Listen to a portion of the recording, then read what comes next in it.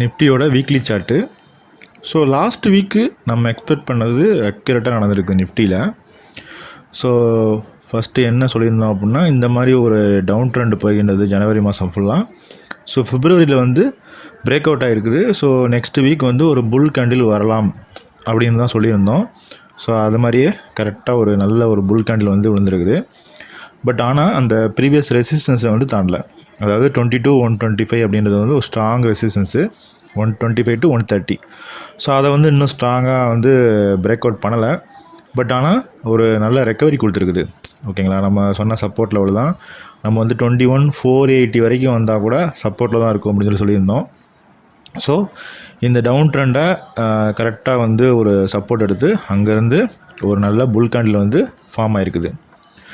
So இப்போது next இந்த வீக்குக்கு சப்போர்ட் அண்ட் ரெசிஸ்டன்ஸ் எங்கே இருக்குது அப்படின்னா 22 125 அது வந்து ஸ்ட்ராங் ரெசிஸ்டன்ஸ்.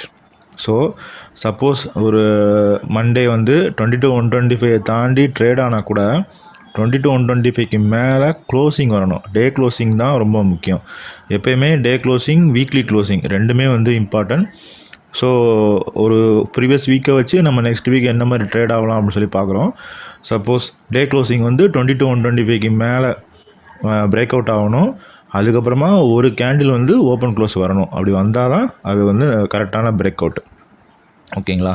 ஸோ 22 125 இப்போ இது வந்து ஃபஸ்ட்டு டாப்பு, இது செகண்ட் டாப்பு. சப்போஸ் இங்கே வந்தாலும் ட்ரிபிள் டாப்பு தான் ஃபார்ம் ஆகும். ட்ரிபிள் டாப் ஃபார்ம் ஆகும்போது கொஞ்சம் செல்லிங் வரும். செல்லிங் வந்துட்டு தான் 4வது ஸ்விங்கில் தான் வந்து இதை வந்து பிரேக் பண்ணும். இது வந்து எக்ஸ்பெக்டேஷன். சப்போஸ் மேபி 3rd ஸ்விங்கிலேயே வந்து இது பிரேக் அவுட் ஆகுதுன்னு வச்சுக்கோங்களேன்.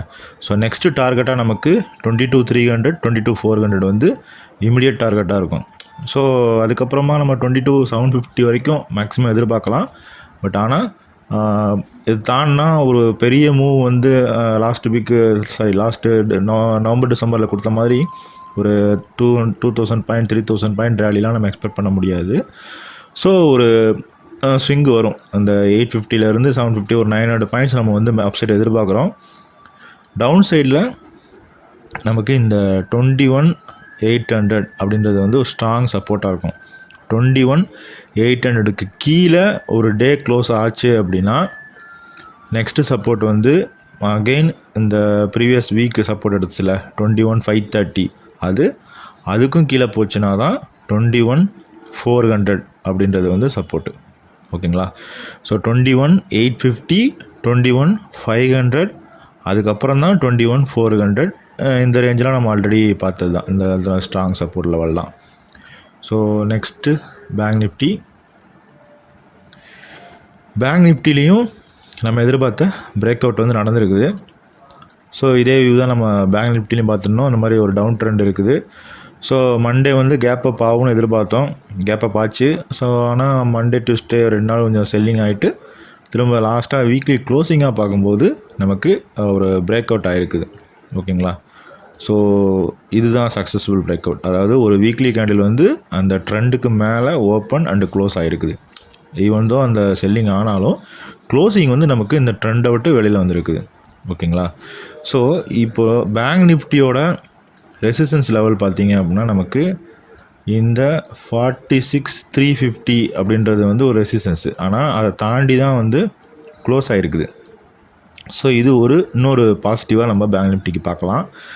பட் 46 900 to 47,000 அப்படின்ற லெவலையும் வந்து பிரேக் பண்ணணும். ஸோ அதாவது 46 700 வரைக்கும் வந்திருக்குது. ஆனால் அதுக்கு மேலே போக முடியல. அங்கேருந்தே வந்து ஒரு செல்லிங் ஆகிருக்குது கொஞ்சம். பார்க்கலாம். நெக்ஸ்ட்டு வந்து 46 900லேருந்து 47 வந்து ஸ்ட்ராங் ரெசிஸ்டன்ஸாக இருக்கும். அதில் பிரேக் பண்ணுச்சுன்னா நமக்கு இது வரைக்கும் மூவ் கிடைக்கும். அதாவது 48 150 48 சைக்காலஜிக்கல். ஸோ அந்த 48 வரைக்கும் நமக்கு மூவ் கிடைக்கும். 46 900க்கு மேலே ஒரு டே கேண்டில் ஓப்பன் க்ளோஸ் ஆச்சு அப்படின்னா பேங்க் நிஃப்டியை ஃபோக்கஸ் பண்ணுங்கள். நமக்கு 48,000 டார்கெட் ஆச்சுக்கலாம். ஸோ டவுன் சைடு மேபி இதுக்கு ரீடெஸ்ட் வரலாம். எப்படி நமக்கு நிஃப்டியில் வந்துச்சுல்ல, ஸோ அந்த மாதிரி ரீடெஸ்ட் வருது அப்படின்னா 44 900 அப்படின்றது வந்து ஒரு ஸ்ட்ராங் சப்போர்ட்டாக இருக்கும். நிஃப்டியில் நம்ம இந்த அப் ட்ரெண்டை வந்து ஃபோக்கஸ் பண்ணிகிட்டு இருந்தோம். ஸோ லாஸ்ட் வீக்கு இது வரைக்கும் வந்தால் கூட சப்போர்ட்டில் இருக்கும்னு சொல்லணும். அந்த இடத்துல கரெக்டாக சப்போர்ட் எடுத்து ரிவர்சல் ஆகிருக்குது. ஸோ நமக்கு ஐடியோட டார்கெட் வந்து 39,450. அது வந்து ப்ரீவியஸு ஆல் டைம் ஹை. அதை பிரேக் பண்ணிச்சுன்னா தான் நெக்ஸ்ட் லெவலு. பட் ஆனால் நம்ம லாஸ்ட்டு ஒரு 2-3-5 வீக்ஸ் மேலேயே இந்த 35,900 பிரேக் பண்ணப்பயே நம்ம வந்து இங்கேருந்தே வந்து ஐடி அக்குமுலேஷன் தான் சொல்லிகிட்ருக்கோம். ஸோ கொஞ்சம் பொறுமையாக தான் மூவ் ஆகுது. ஸோ ரொம்ப வயலண்ட்டாலாம் மூவ் ஆகலை, நல்லா பொறுமையாக அழகாக மூவ் ஆகுது. 39,450 வரும்போது பார்ஷியலாக ப்ராஃபிட் புக் பண்ணுறது நல்லது. ஸோ அதை பிரேக் பண்ணி போச்சுன்னா அதுக்கப்புறமா நம்ம என்ட்ரி எடுத்துக்கலாம். சப்போஸ் இங்கே 39,450 போயிட்டு அங்கேருந்து ஒரு செல்லிங் வந்துட்டு திரும்ப இங்கே சப்போர்ட் எடுக்குது இல்லை அப்படின்னா இந்த ட்ரெண்டு பிரேக் பண்ணிச்சில்ல, அதாவது 35,900 பிரேக் பண்ணதுக்கு ரீடெஸ்ட் வரும். ஸோ அந்த மாதிரி ரீடெஸ்ட் வரும்போது நம்ம அகைன் அக்குமுலேட் பண்ணிக்கலாம். ஓகேங்களா? ஸோ சப்போர்ட்டாக பார்க்கும்போது நமக்கு நெக்ஸ்ட் வீக்குக்கு இமீடியட் சப்போர்ட்டாக ஐடிக்கு வந்து 37,500 600 அந்த ரேஞ்சு வந்து ஒரு ஸ்ட்ராங் சப்போர்ட்டாக இருக்கும். அதை பிரேக் பண்ணிச்சுனா தான், சப்போஸ் ஐடி வந்து 37,600 பிரேக் பண்ணி ஒரு டே கேண்டில் க்ளோஸ் ஆச்சு அப்படின்னா தான் நெக்ஸ்ட்டு சப்போர்ட்டாக நமக்கு 36,300 அதுக்கப்புறமா 35,900. ஸோ இந்த ரீடெஸ்ட் அடிச்சுட்டு கூட போய் டார்கெட் அச்சீவ் பண்ணும். ஓகேங்களா? ஸோ இந்த ட்ரெண்டை பிரேக் பண்ணி ஒரு டே கேண்டில் க்ளோஸ் ஆனாலே நீங்கள் கொஞ்சம் ப்ராஃபிட் கட் பண்ணிவிட்டு திரும்ப அகைன் வந்து 35,900 ரீகன்சிடர் பண்ணலாம்.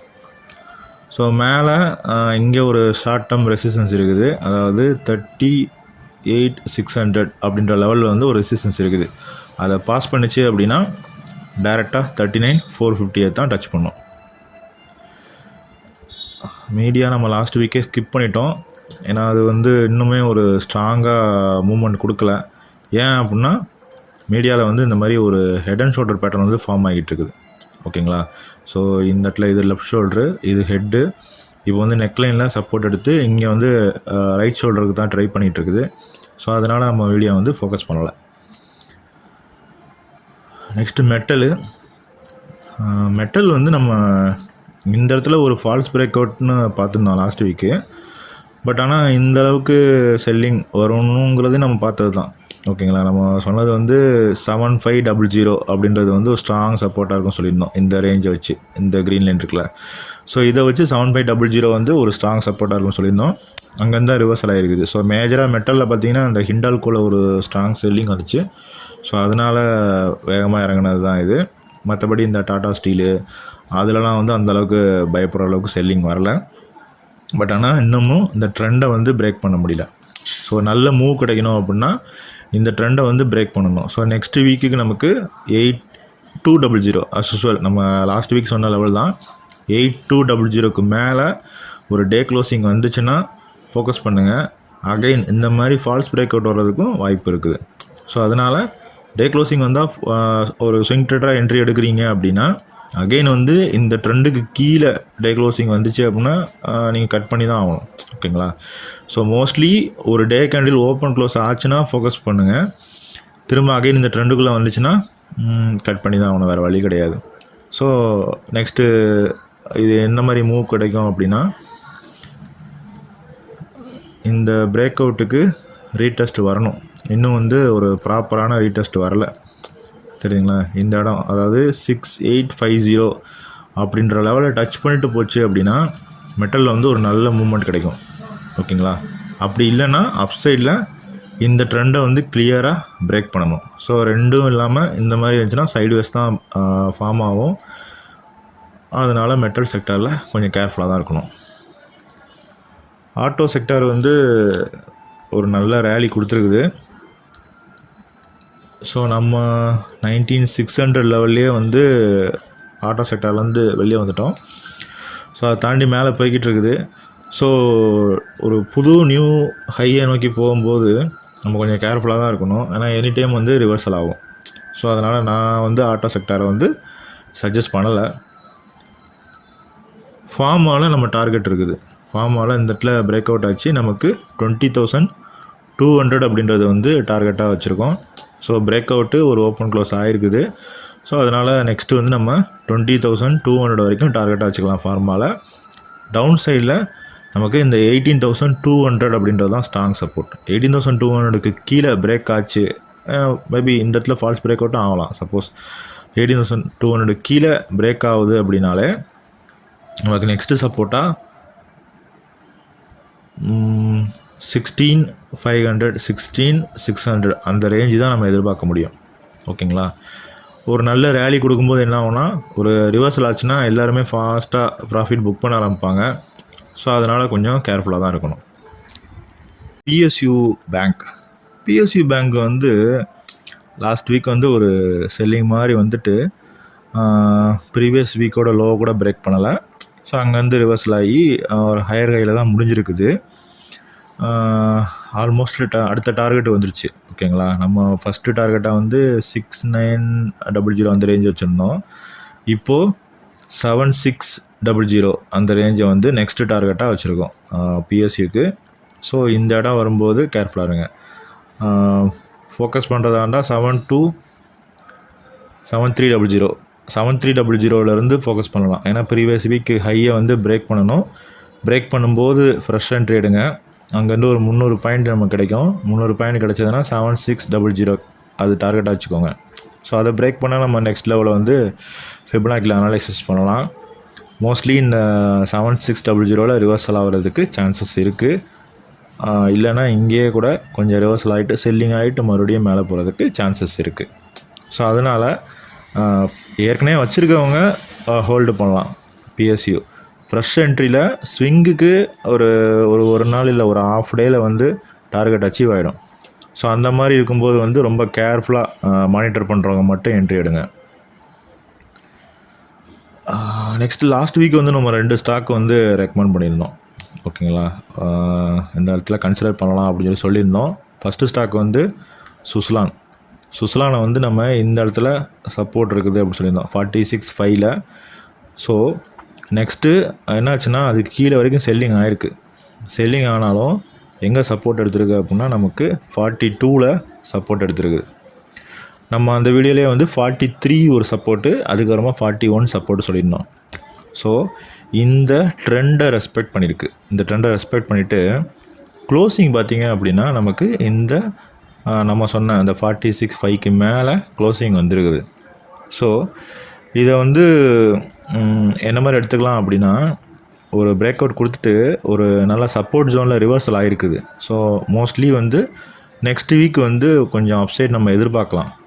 எது வரைக்கும் அப்படின்னா நமக்கு இந்த 46.5க்கு கீழே அகைன் வந்து டே க்ளோசிங் வரக்கூடாது. 46.5 கீழே டே க்ளோசிங் வந்துச்சுன்னா அகைன் வந்து மறுபடியும் இதே கதை தான்.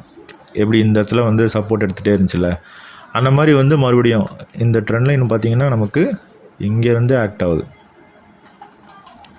அதாவது நமக்கு அதான் 9 ரூபீஸ்லேருந்தே இந்த ட்ரெண்ட் லைன் வந்து சப்போர்ட்டாக தான் ஆக்ட் ஆகிட்டு இருக்குது. ஸோ இதுக்கு கீழே வீக்லி க்ளோசிங் வந்தால் தான் செல்லிங் சுஸ்லானை பொறுத்த மட்டும். அதாவது இப்போது நெக்ஸ்ட் வீக் பார்த்திங்கன்னா 43க்கு கீழே வீக்லி க்ளோசிங் வந்தால் தான் சுஸ்லானில் நம்ம பை பண்ணோம். ஸோ ஃப்ரெஷ் என்ட்ரி போகிறவங்க வந்து இந்த 46.5க்கு மேலே ஒரு டே க்ளோசிங் வந்து க்ரீனாக வருதான்னு பாருங்கள். ஒரு நல்ல க்ரீன் கேண்டில் விழுந்துச்சு அப்படின்னா ஸ்விங் ட்ரேட் எண்ட் பண்ணுங்கள். ஃபஸ்ட்டு ரெசிஸ்டன்ஸாக நமக்கு 50.5 அந்த ரேஞ்ச் இருக்கும். அடுத்து 53 இருக்கும். ஓகேங்களா? நெக்ஸ்ட்டு ஆர்விஎன்எல் சொல்லியிருந்தோம். ஆர்விஎன்எல் வந்து ஃபால்ஸ் பிரேக் அவுட் ஆகிடுச்சு. ஸோ நம்ம வந்து லாஸ்ட் வீக் இங்கே க்ளோஸ் ஆகிருந்ததுக்கு நம்ம வந்து இங்கே ஃபோக்கஸ் பண்ணலாம் அப்படின்னு சொல்லியிருந்தோம். அதாவது 257 அந்த ரேஞ்ச் சொல்லியிருப்பேன். ஆனால் அதுக்கு கீழே தான் வந்து நல்லாவே செல்லிங் ஆகிருக்கு. செல்லிங் ஆகிட்டு 223 அப்படின்ற ரேஞ்சில் வந்து சப்போர்ட் எடுத்து ரிவர்சல் ஆகிருக்கு. இன்னமும் செல்லிங் வந்திருக்கலாம். இன்னமும் நம்ம எதிர்பார்க்குற அடுத்த சப்போர்ட்டான அந்த 198 200 அந்த ரேஞ்சு வந்து திரும்பி இருந்தது அப்படின்னா தாராளமாக இந்த ட்ரெண்டை வந்து பிரேக் பண்ணியிருக்கோம்.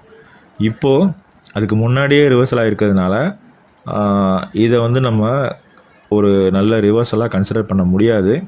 ஏன்னா இந்த ட்ரெண்ட் லைனுக்கு மேலே வந்து க்ளோசிங் ஆகிருந்ததுன்னா நம்ம வந்து இங்கே இன்னும் அழகாக ஒரு சூப்பரான ஹேமர் கேண்டில் விழுந்துருக்கும். ஸோ தாராளமாக இந்த வீக்கு ஃபோக்கஸ் பண்ணியிருக்கலாம். பட் மேபி இப்போ நீங்கள் ஃபோக்கஸ் பண்ணணும் அப்படின்னா நமக்கு 259க்கு மேலே ஒரு டே க்ளோசிங் வந்து வரணும். ஒரு நல்ல க்ரீன் கேண்டில் வந்து 259க்கு மேலே ஓப்பன் க்ளோஸ் ஆகணும். ஓப்பன் க்ளோஸ் ஆச்சு அப்படின்னா நம்ம வந்து ஆர்விஎன்எல் ஃபோக்கஸ் பண்ணலாம். ஸோ நெக்ஸ்ட்டு டார்கெட்டாக எங்கே இருக்கும் அப்படின்னா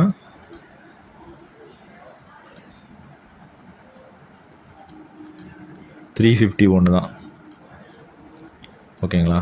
ஸோ சப்போஸ் இந்த 2 நம்ம சொன்ன லெவலு 259க்கு மேலே டே க்ளோசிங் வந்துச்சு அப்படின்னா 324 அப்படின்றது வந்து ஃபஸ்ட்டு ரெசிஸ்டன்ஸாக இருக்கும். ஸோ 350 அப்படின்றது வந்து செகண்ட் ரெசிஸ்டன்ஸாக இருக்கும். எப்போயுமே 0.786 எப்படி கீழே சப்போர்ட்டாக இருக்குதோ அந்த மாதிரி மேலே வந்து அதுதான் அகெயின் செல்லிங் லெவலாக இருக்கும். தேங்க்யூ.